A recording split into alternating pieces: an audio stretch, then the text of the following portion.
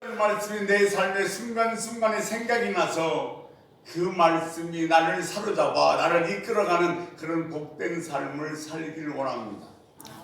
오늘도 말씀에 집중하기를 원합니다. 말씀에 듣는데 방해하는 어둠의 세력은 예수의 이름으로 물리쳐 주옵시고 오직 말씀에만 최선을 다하여 집중하게 하여 주옵소서. 오늘도 부족한 종 사용해 주시니 감사합니다. 주님의 도구로만 쓰임받기 원하며 예수 그리스도 이름으로 간절히 기도 올려옵나이다. 아멘.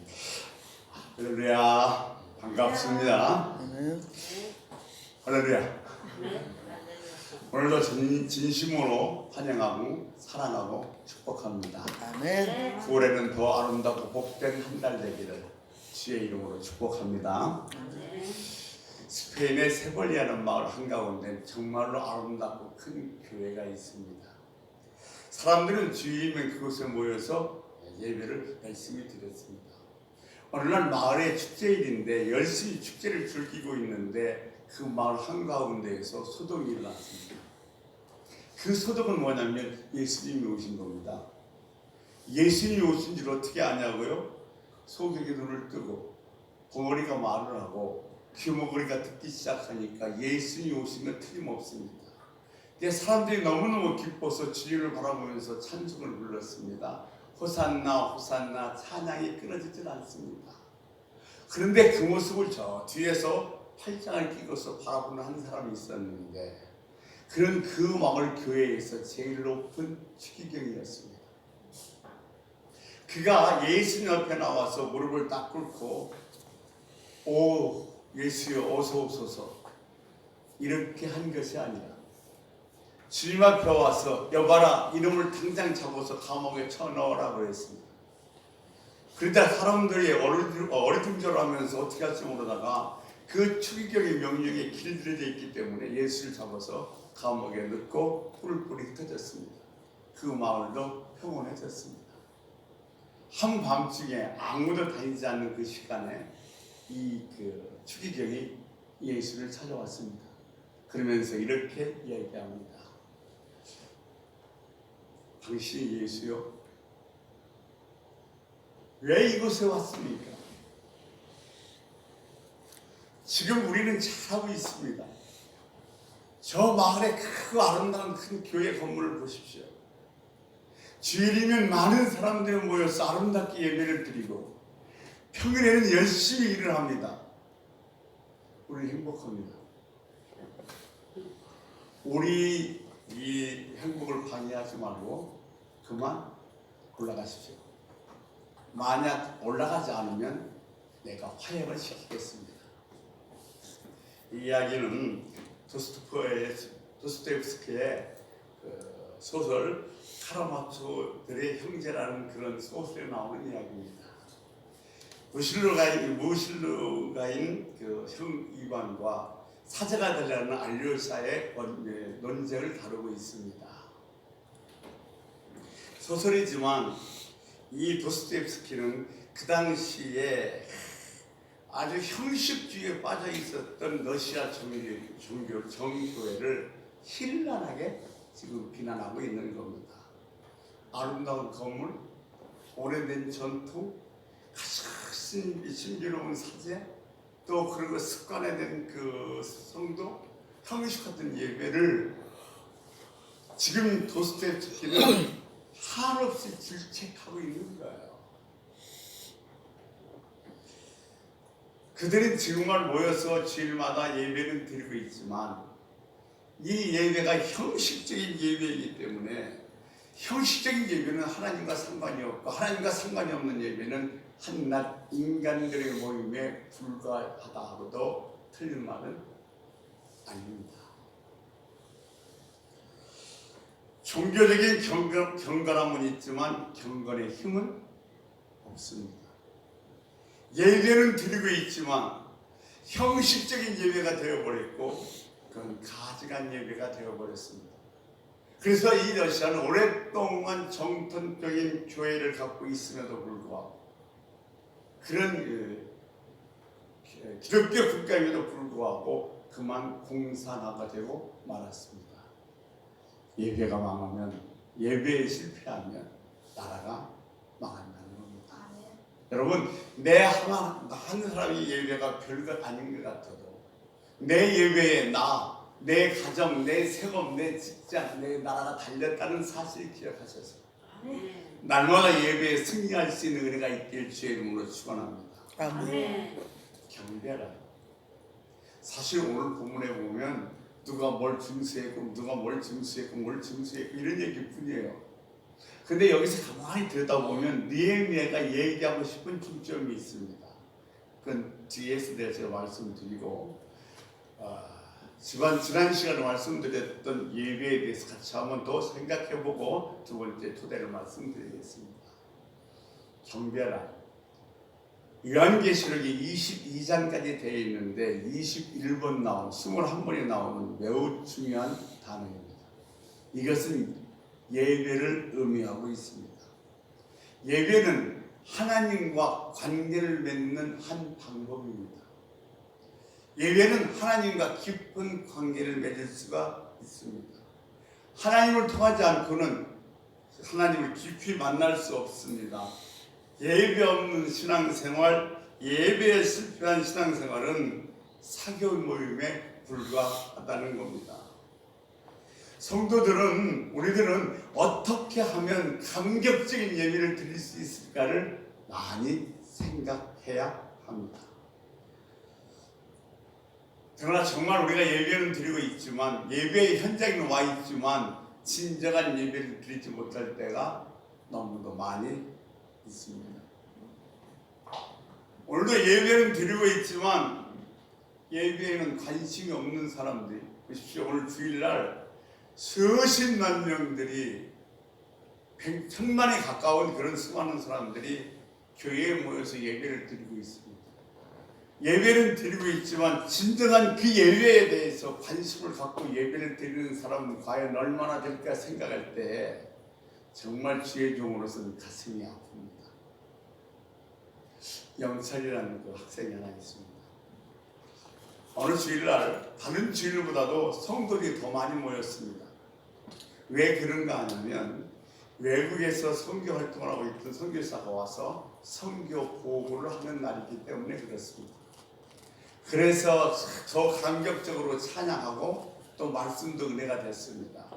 또한 이 선교사님의 선교 보고에 울고 웃기도 하고 정말로 감격스럽고 기쁜 예배를 드렸습니다.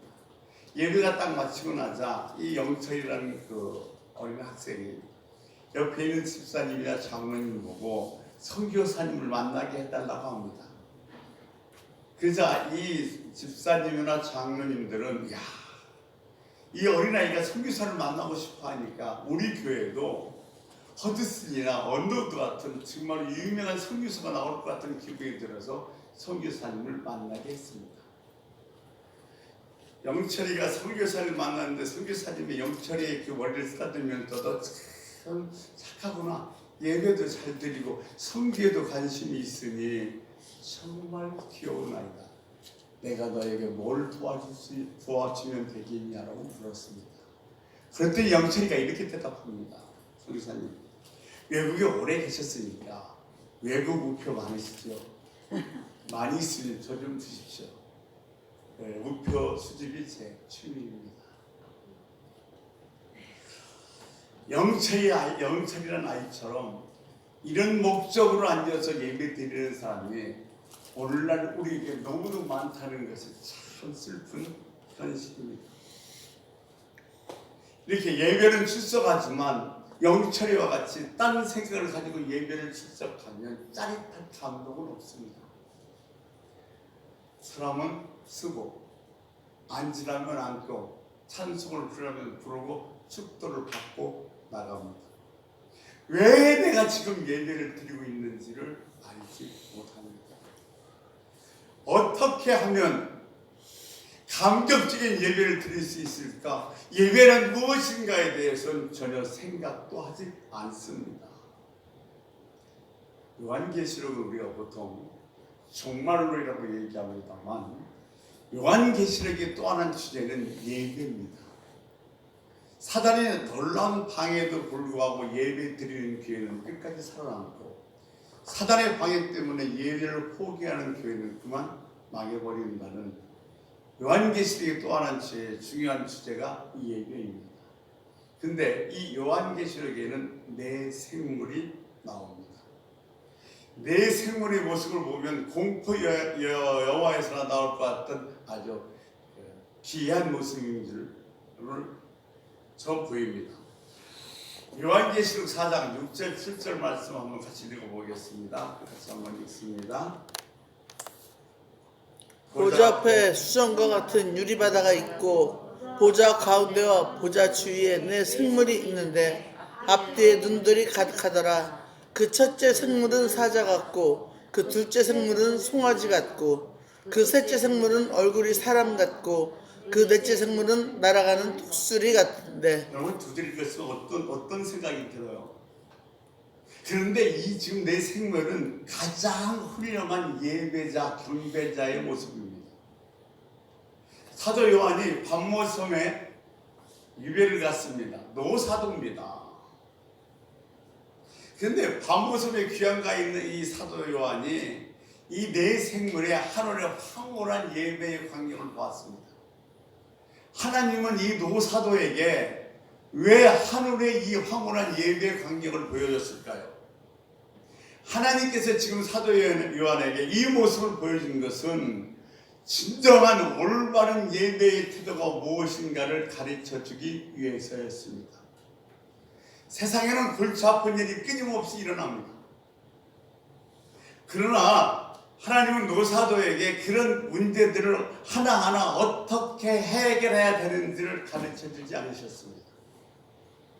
그냥 하늘의 아름다운 예배 광경만 보여주셨습니다. 무슨 말인가 하면 성도들은 세상 일에 그렇게 묶여 있을 필요가 없다는 겁니다. 세상 일에 머리를 끙끙대면서 그냥 해결하려고 애쓸 필요가 없다는 겁니다. 해결하려고 애쓰고 끙끙 앓기 전에 먼저 하나님 앞에 진정한 예배를 드리라는 겁니다. 그러면 그 문제는 하나님께서 해결해 주신다는 겁니다. 여러분 믿으셔야 됩니다. 아멘.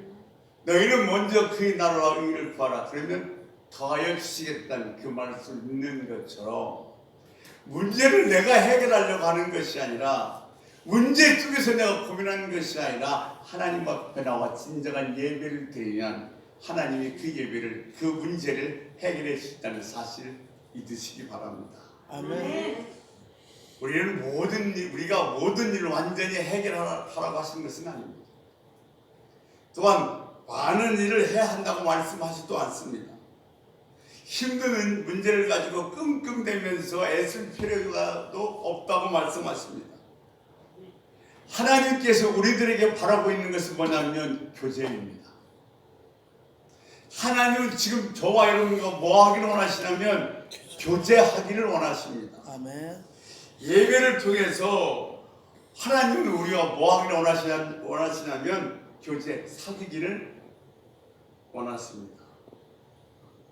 그럼 이 내 생물이 하나님께 어떻게 예배를 드렸기에, 어떻게 경배했기에 이것이 지금 하나님께서 노사도에게 보여주는 올바른 예배의 태도였을까를 같이 한번 살펴보면서 우리도 이런 예배의 태도를 갖기를 주의 이름으로 소원합니다. 계시록 4장 6절 말씀 한번 더 보겠습니다.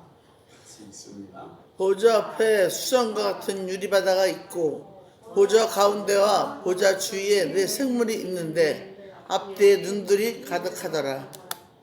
4절 후반부에서 6절 후반부에 보면 보좌 가운데, 보좌 주위에 내 생물이 있는데 앞뒤에 눈이 가득하더라 그랬습니다. 보좌 가운데라는 말은 하나님과 가까이 있다는 말입니다. 하나님과 하나 될 정도로 가까이 있는 것이 보좌 가까이입니다. 그러니까 이 예배는 뭐냐면 하나님과 좀 더 가까이 나가는 겁니다. 그러니까 오늘도 예배한 자들은 하나님께 좀 더 가까이 나가는 자들입니다. 그래서 하나님께 가까이 나가는 사람들은 구약엔 선택되고 선택된 사람들만 나갔습니다. 근데 예수님께서 십자가 위에서 피 흘려 돌아가시는 말미암아 그때 시작이 찢어져서 우리를 또 성소에 들어갈 수 있게 되었습니다. 이것을 히브리서 기자는 뭐라고 얘기하고 있냐면 히브리서 10장 19절 말씀에 우리가 예수의 피를 힘입어 성소에 들어갈 담력을 얻었나니라고 얘기하고 있습니다. 참으로 예배 드리는 자는 그 예배 드리는 대상이 누구인가를 알며 그에게 가까이 가는 자입니다. 오늘도 우리가 예배 드리면서 예배를 통해서 가장 중요한 것은 하나님께 가까이 나가는 겁니다. 자, 그 예를 한번 들어보겠습니다. 블레셋에게 빼앗겼던 법궤를 다윗이 2번 만에 예루살렘 성으로 가져옵니다. 근데 예루살렘 성으로 들어올 때 이 다윗은 얼마나 좋았는지 얼마나 기뻤는지 덩실덩실 춤을 춰다가 바지가 밑으로 내려갔습니다. 하나님, 그 당시 법궤는 하나님을 상징했습니다. 하나님과 이렇게 가까이 있는 것이 너무너무 좋아서 덩실덩실 춤을 추며 찬양하다가 바지가 벗겨지는지도 몰랐습니다. 그것을 창문으로 보고 있었던 다윗 아내 미갈이 뭐라고 얘기하냐면 왕이 채신머리 없이 그것이 무슨 행동이냐고 얘기합니다. 왕이 체면이 있지 아무리 좋아도 좀 거리 좀 두고 좀 점잖게 있어야지 그게 무슨 시라고 책망하고 있는 겁니다. 그러나 이 미갈의 이야기는 내 생물의 예배 태도는 아닙니다. 일정한 거리를 두고 예배 드리는 것은 예배 안 드리는 것과 거의 같습니다. 그러면 진정한 사랑하는 애인과 사귀면서 거리를 두는 사람이 있어요. 조금 더 어떻게 해요? 가까이 가고 싶잖아요. 그러니까 서로 그렇게 붙어 앉아서 붙잡거리죠. 그게 그 사람들이 거리가 떨어져 있다는 것은 뭔가 둘 사이에 이상이 생겼다는 이야기예요.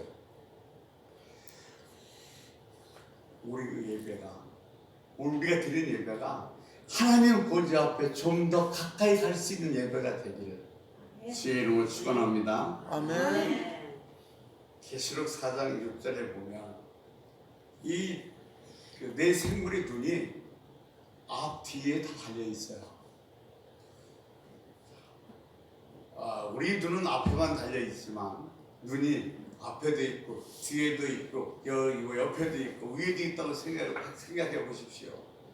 실제로 보면 징그럽다는 생각이 들 겁니다.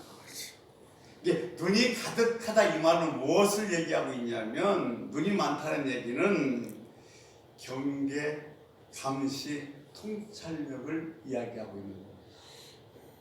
내 생물은 보호자를 지키는 보철병 같습니다. 하나님은 보호자가 약해서 누가 공격할까 봐 지키는 것이 아니라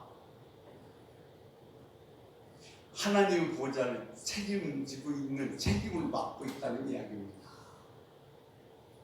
그러니까 예배하는 자들은 하나님 보호자를 뭐하는 사람들이냐면 책임지는 사람들입니다.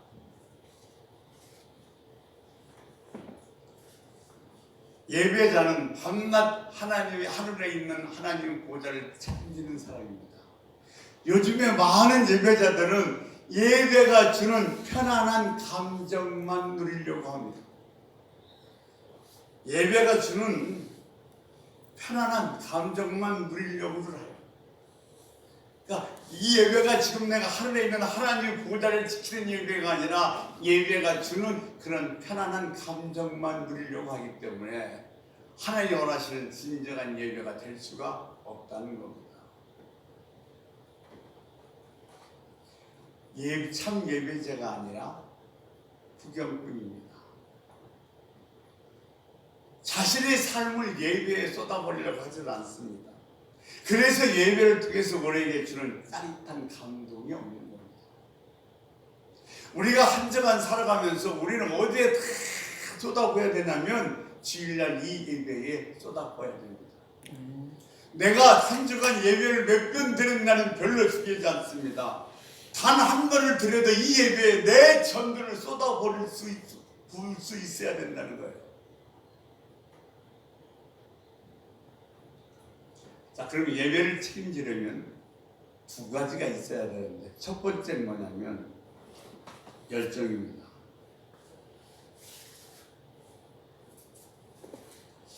열정이라는 것은 왜 우리가 잘 아는 로미아 줄리엣처럼 이미 정말로 뜨겁게 불이 붙은 사람은 사람들이 눈치, 세상의 평가 다 열정 속으로 녹아버립니다. 상관이 없어요. 아니 누가 돈 준다고 그렇게 합니까? 명예 준다고 열정이 나와요? 아니에요. 하나님을 사랑하는 사람들은, 하나님을 예배하는 사람들은 하나님을 이렇게 사랑하는 뜨거운 열정이 있어야 돼요. 한다 쉬지 않고 하나님 한 분만으로 기뻐하고 즐거워하는 마음이 있어야 됩니다. 어느 가수 노래처럼 한 번 보고 두 번 보고 자꾸만 보고 싶어야 합니다. 누가? 하나님. 여러분, 열정이 없는 음악은 실수는 안 했지만 사람들은 감동시키지 못합니다. 열정이 없는 예배는 하나님이 기뻐하시지 아니하십니다. 그러니까 하나님이 진정 기뻐하시고 받으시는 예배는 어떤 예배냐면 열정 있는 예배입니다.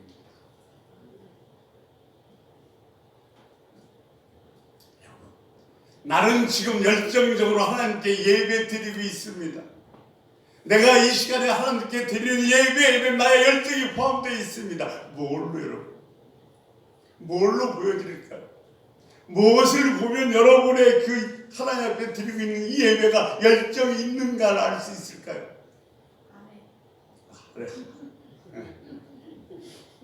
아멘이에요. 하나님, 내가 이 말씀, 아멘. 두 손 들고 기뻐하며 찬양하는 것이 내가 열정이 있다는 모습을 보여드리는 겁니다. 나는 안 보이고 하나님만 보이는 게 진정한 예배예요. 그러니까 누가 뭐라 한들 무슨 상관이 있어요. 내가 지금 하나님을 만나서 기뻐 죽겠는데 다윗이 얼마나 좋았으면 춤추다가 밑에 바지가 내려갔겠어요.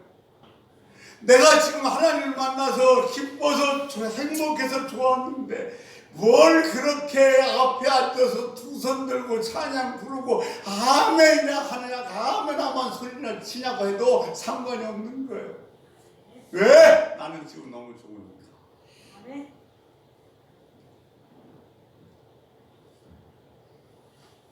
내 생물은 하나님을 누구보다 잘 알고 있었습니다. 거룩하신 분, 전능하신 분, 어제도 계시고 지금도 계시고 영원히 계시고. 그러니까 거룩하신 하나님, 전능하신 하나님, 영원하신 하나님은 하나님의 위대한 속성입니다.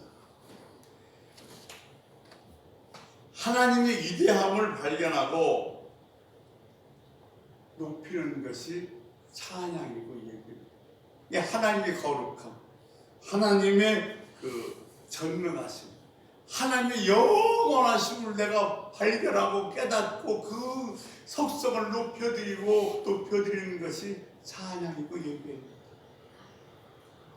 그러니까 우리들이 찬양 속엔, 우리들이 아멘 속엔 하나님의 거룩하심, 하나님의 전능하심, 하나님의 영원하심을 나는 깨닫고 알고 있으면 그 의미가 포함되어 있는 거예요.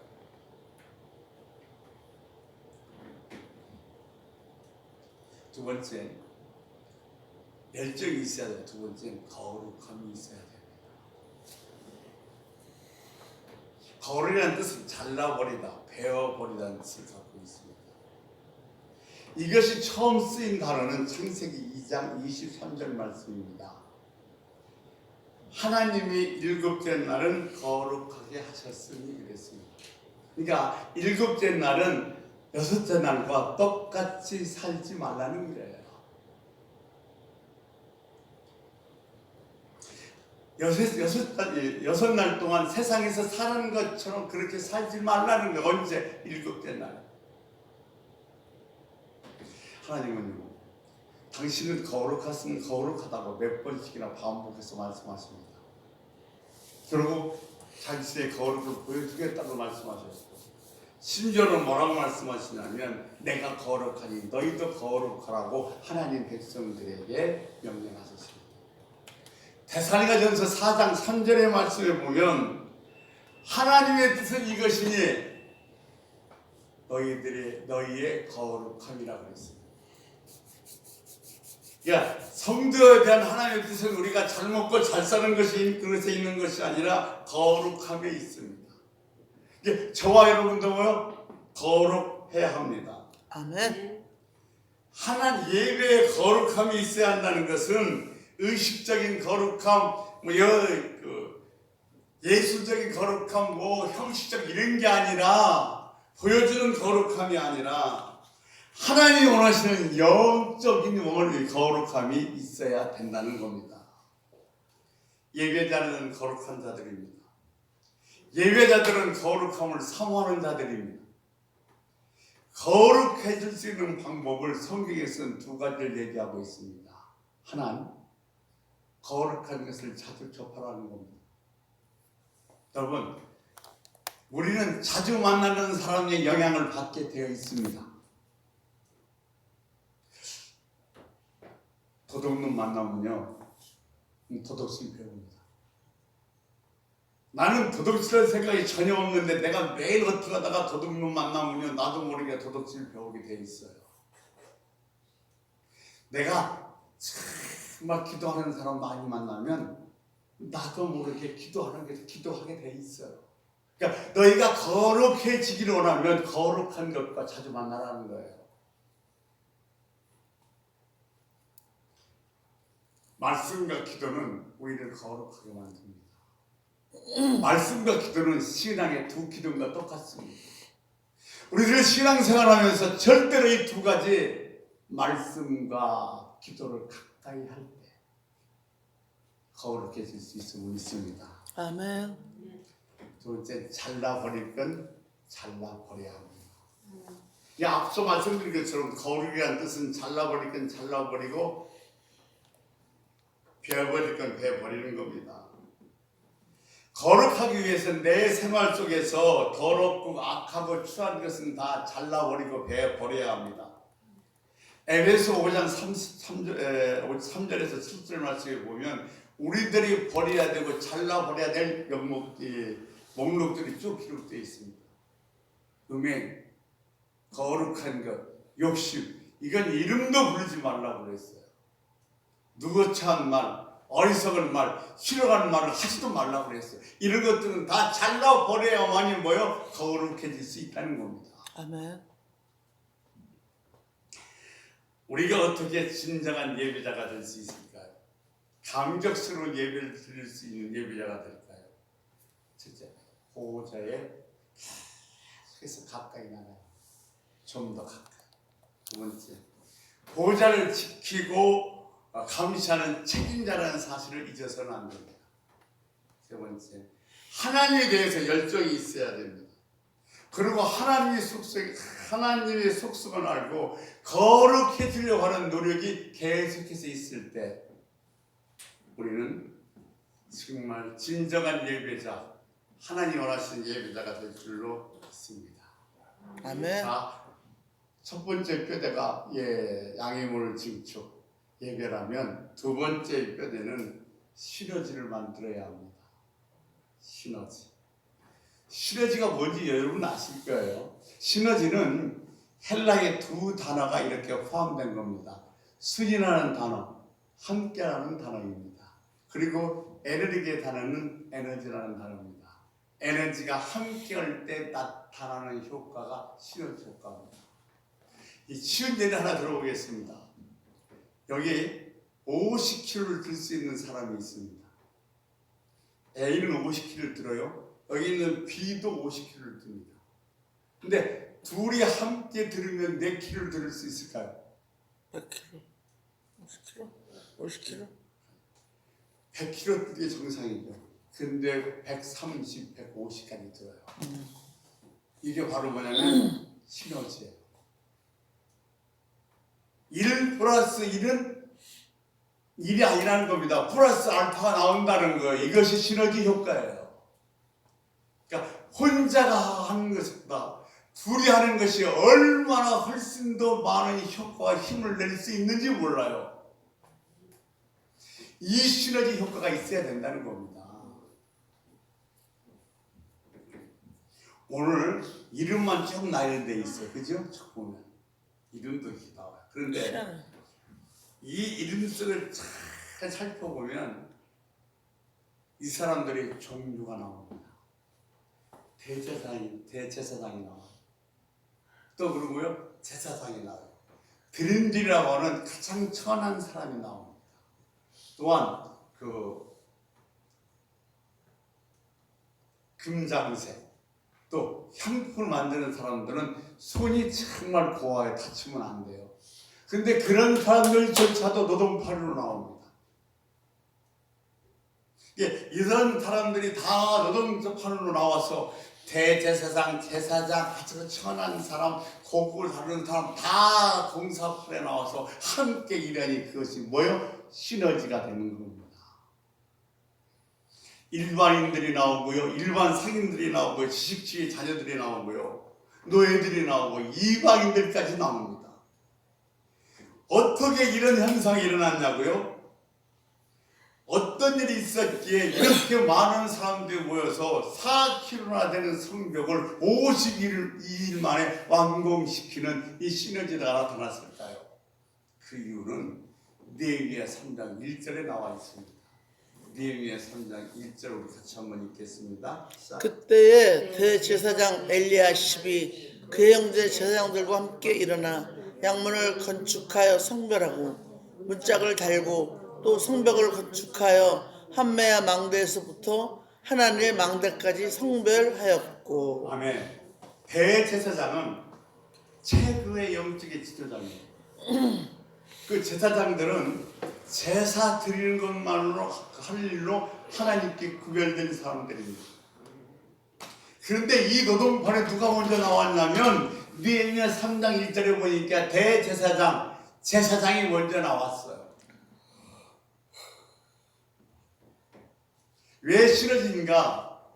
대제사장, 제사장, 소위 지도자급 리더들이 먼저 나오니까 나머지 모든 사람들이 다 공사판에 나옵니다. 느헤미야 3장 9절에 보면 그 다음에 예루살렘의 지방 절반을 다스리는 루의 아들 느바야가 성 전체의 반을 다스리는 누가? 느바야가 나옵니다. 그 12절에는 나머지 절반을 다스리는 누구? 살룸이 나옵니다. 14절에는 베데케는 지방을 다스리는 네가비의 아들 말기야가 나옵니다. 그러니까 또 17절에는 그일라 지방 절반을 다스리는 하샤바야가 그 지방을 대표해서 나옵니다. 뭐냐면 시너지 효과는 그냥 나오는 게 아니라는 거예요. 지금 느헤미야가 기록해 놓았던 것처럼 모든 사람이 함께 역사하는 시너지를 만들었던 이유는 뭐냐면 각처의 각 그 지방의 지도자들이 나왔기 때문에 자연적으로 저 위에서부터 밑에까지 다 이 막노당 공사판에 나와서 함께 힘을 모아 시너지 효과를 내서 그 성벽을 42일 만에 완공시킬 수가 있었다는 겁니다.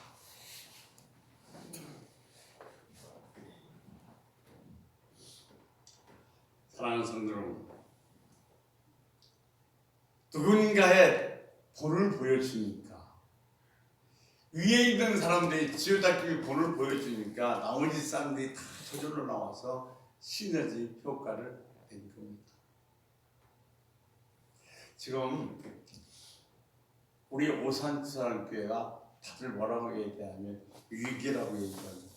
그런데 이 위기에도 왜 이 오산사랑교회가 버티고 있는 줄 아십니까? 가장 어려운 노동판이라는 곳에서 끝까지 본을 보이려고 하기 때문에 그렇습니다. 앞으로 교회는 점점점 더 어려질 수밖에 없습니다.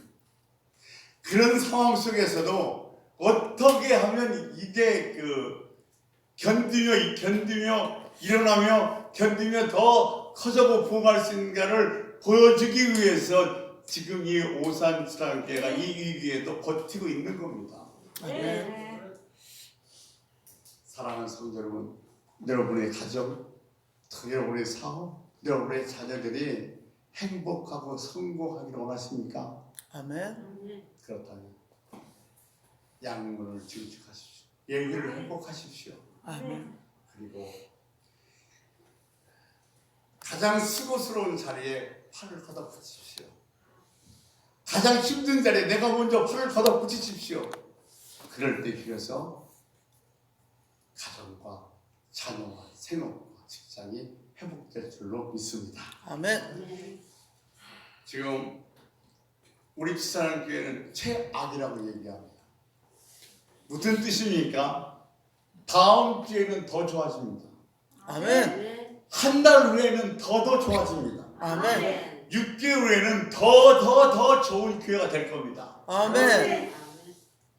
그래서 지금 저희 교회를 주님께서 버티며 세워가는 줄로 믿습니다. 아멘. 기도하겠습니다. 여러분, 주님 기초 위에다가 뼈대를 세우기 위해서는 예배가 회복돼야 되고 시너지가 있어야 됩니다. 아버지, 정말 내가 이 예배를 통해서 하나님께 가까이 가는 시간이 되게 하여 주옵시고, 또한 내가 먼저 수고스러운 자리에 있어서 합하여 시너지 효과를 내는 복된 하나님의 사람이 되어 나 때문에 일어나고 번성하고 회복되고 성공되는 놀라운 역사가 있는 주인공이 되게 하여 주옵소서. 예수님의 이름으로 기도 올려옵나이다. 아멘.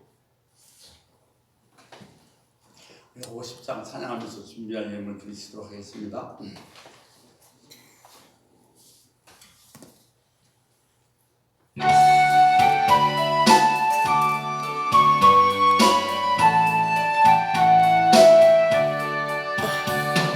내게 있는 모든 것을 아낌없이 바치네. 사랑하고 의뢰하여 주만 따라가겠네. 주께 드리네. 주께 드리네. 사랑하는 그 주 앞에 모두 드리네. 내게